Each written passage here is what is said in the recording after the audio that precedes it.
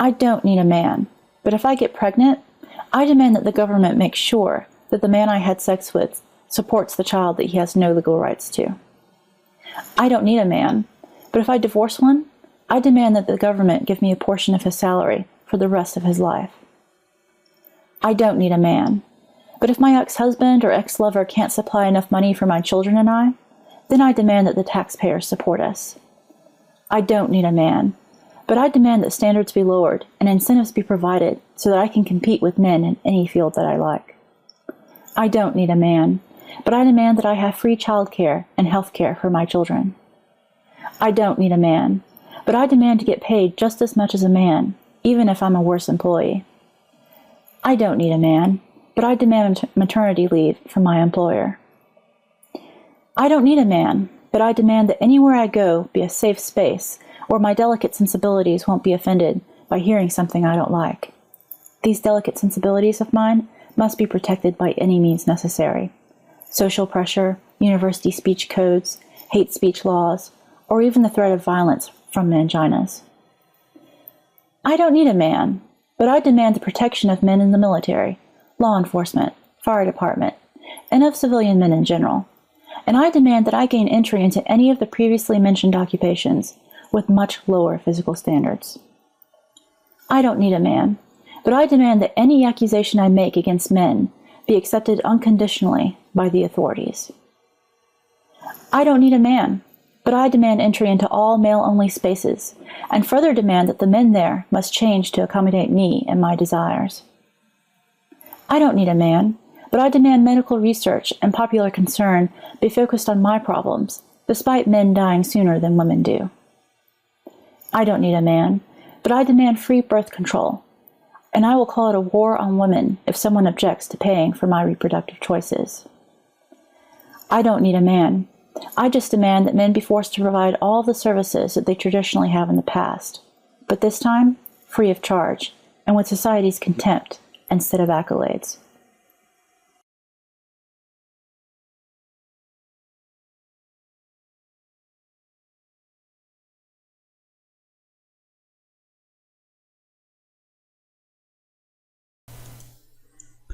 The road to Title IX begins as all journeys begin with the first step. Bernice "Bunny" Sandler, who everyone considers to be the godmother of Title IX, had just got her doctorate from the University of Maryland and was refused teaching positions that were open because she was a woman. Shaken by those experiences, Bunny turned to what she calls bibliotherapy. Quote, "If something is wrong in my life, I read about it. I didn't know what to do about it, so I started reading about what African Americans did in terms of discrimination in education. I quickly learned that what I thought was immoral did not mean it was illegal. There were no laws at that point that prohibited discrimination in education against women. I was reading a report from the Commission on Civil Rights that mentioned Presidential Executive Order 11246, which prohibited federal contractors from discriminating in federal contracts on the basis of race, color, religion, and national origin. There was a footnote, and being an academic, I read it. It said, almost verbatim, this order was amended to cover sex discrimination. I was alone in the house, and I literally screamed. It was a eureka experience. I made the connection that many universities had federal contracts, and if they did, the executive order prohibited sex discrimination. I didn't know what to do with this information, so I called the Office of Federal Contract Compliance at the Department of Labor. The staff connected me to Vincent Macaluso, who had been waiting for someone to notice this amendment. He invited me to come and talk with him, and I was very leery of going. I had never spoken to the director of anything. Nevertheless, I went, and he told me what to do, what kind of information to gather. He told me how to file a complaint, and he gave me strategies to get people to pay attention to it. I was hooked. I decided I was filing charges. At that point, I was connected with WEAL, the Women's Equity Action League, which was established by Betty Boyer, an attorney in Ohio, because she felt that now was too radical. I became the chair of WEAL's Federal Action Committee on Contract Compliance. In fact, I was the entire committee. Mr. Macaluso had said that if you have a title, it's better than just signing your name. And if you have a committee title, it looks like it's a bunch of people. So I filed the complaint against the University of Maryland. You didn't need an attorney, and since I decided I wasn't going to have an academic career, I filed in my own name, although not on the behalf of myself. Macaluso told me to gather as much data as I could, even though most people weren't going to read it in great detail. With a lot of data, they would assume that there was some legitimacy to the complaint. I gathered about 80 pages of information. After I filed the complaint against the University of Maryland, my then husband said I should send out a press release. What did I know about press releases? We sent one out, and the Saturday Review of Literature, a magazine for intellectuals, put a small paragraph saying that the charges of sex discrimination were filed against the University of Maryland and every institution in the nation because it was a class action. It said for further information to contact me, and soon I was getting calls from women all around the country. They'd gather data, and I'd file it in my name, using the executive order argument. I would compare the percentage of workers in a department to the percentage of doctorates awarded to women in that field. Here's a pool of qualified people. The percentage of women faculty in the department should represent somewhat the proportion of the pool of qualified candidates. I eventually filed against 250 colleges and universities. She reinforces the important role key policymakers played in creating a federal response to gender discrimination. Quote, when she set up WEAL, Betty Boyer cleverly managed to get people like Representative Martha Griffiths from Michigan, Representative Shirley Chisholm from New York, and Representative Edith Green from Oregon on the board. Following Mr. Macaluso's advice, I sent complaints to these women and others. I didn't realize how important Edith Green would turn out to be because I didn't know that much about Congress and how it operated. She was the chair of the subcommittee that dealt with higher education and was clearly the right person to get these complaints. She had been thinking of doing something to end sex discrimination for quite a while, but she needed to have a visible constituency. Because we were filing charges, there was now a constituency. She began to draft the Title IX legislation, and then she put the Title IX hearings together. Money said, the Civil Rights Act was important linguistically because it gave us the terms race discrimination and sex discrimination.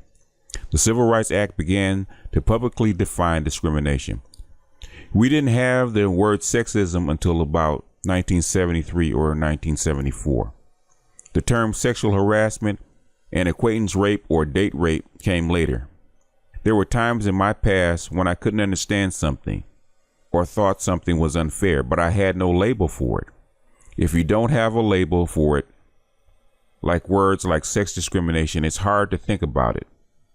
When you start to have names for things, you no longer see it as your particular or individual experience, but how it is now part of a pattern. I didn't use words sex discrimination when I was told I came on too strong for a woman. I didn't use the word sex discrimination when the guy said he didn't like to hire women. I saw these experiences as a series of individual bad things happening, but didn't connect them. Once there was a word for it, everything changes. In July 1970, Representative Edith Green held the first congressional hearings on the education and employment of women, the first step toward creating Title IX.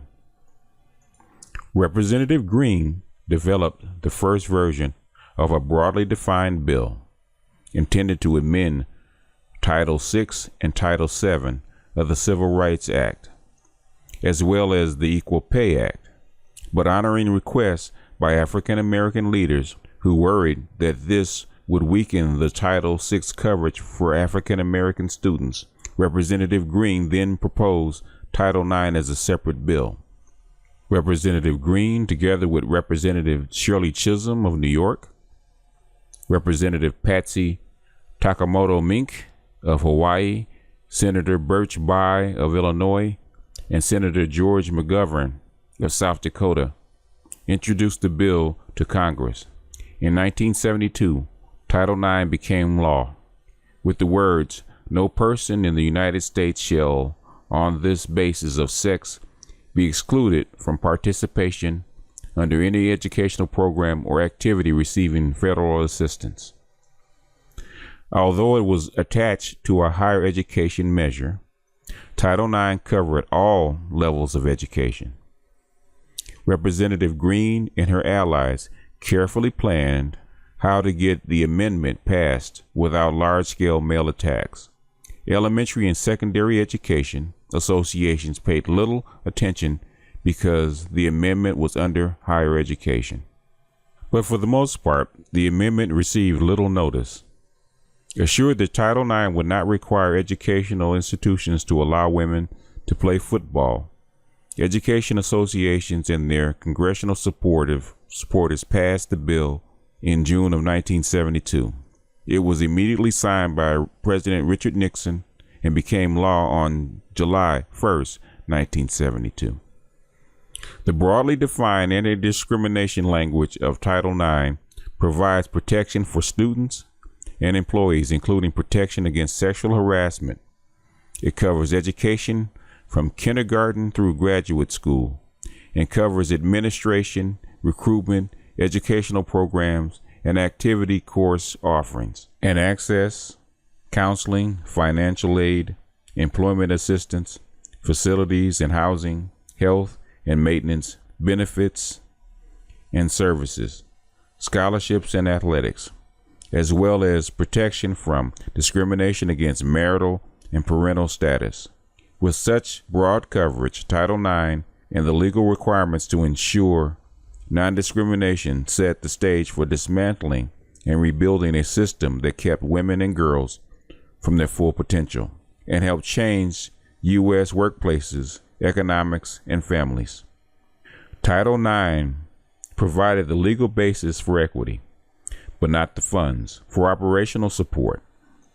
That came with future legislation, including the Women's Educational Equity Act, Title IV of the Civil Rights Act of 1964, the Vocational Educational Equity Act, and the Carl D. Perkins Vocational and Technical Education Act, all of which provided funds and support for schools and colleges to implement gender equity changes.